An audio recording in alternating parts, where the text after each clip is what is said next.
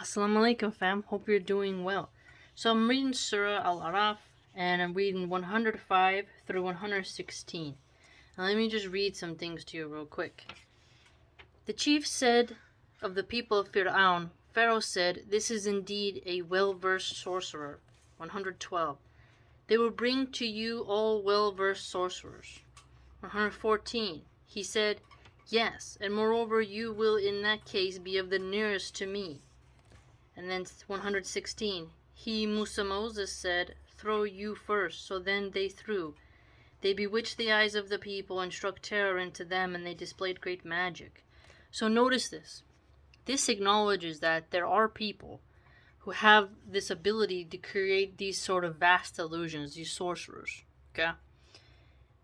Okay, and notice Fir'aun wanted the sorcerers to be close to him. Okay, he wanted them near. So he was really a very wicked person. And he knew that sorcerers can conjure things that create these sort of mass illusions. And if you notice here,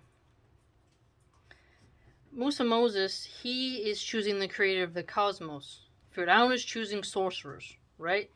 Multiple people. Someone is training these sorcerers and they have some skill, right? If they didn't have any skill, Pharaoh would not have had them in his empire. And Pharaoh, he had a huge dynasty, right? Built with much slave labor. So his sorcerers must have been very well trained. And the fact that they call for all the sorcerers in the land to come shows you that there was multiple places. There was books that were written, papyrus or whatever. There was an institution to transmit this knowledge and an order to transmit it. Wow. If you just think about that for a second, because people today will call you a conspiracy theorist, like liberal Muslims will mock conservative Muslims and the belief of evil.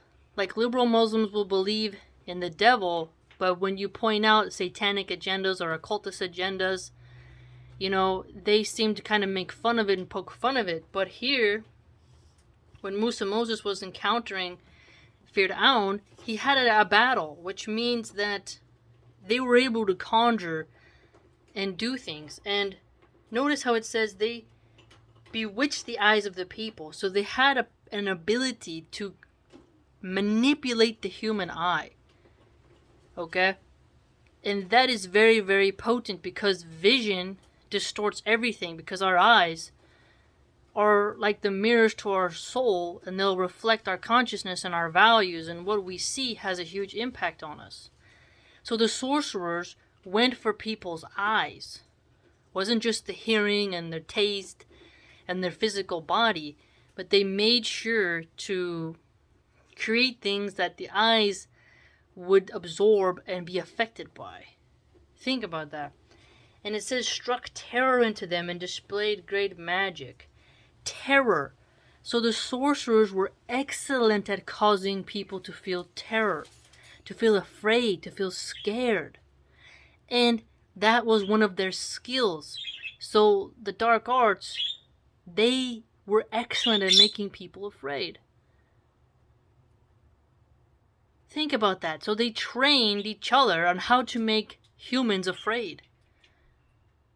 So when people talk about the dark arts and satanic agendas and the legions of Iblis and the servants of Iblis, well, here you have the story of Musa Moses making it very clear. And Allah has granted them some sort of permission to do illusions, because he allowed Moses to throw his stick and straight away all the falsehood was shown. But they had some ability to do some smoke and mirrors that manipulated the consciousness of the people. Think about that. Did that type of energy go away? That type of ability? Okay? Today you'll see a lot of that, and then people mock it when you point it out. So it's acknowledging, the Quran is acknowledging that there are sorcerers and that there are people who are well versed, meaning they know what it is they're doing. And fear is a key component in that. And the eyes are the door for that fear to enter. It's not just sounds and pestilence or some type of scary monster or something like that. It's actually like really interesting because it comes through the eyes. Okay? So they witness this thing that was like, oh, and it just frightens them. It strikes them, you know? So they have some ability.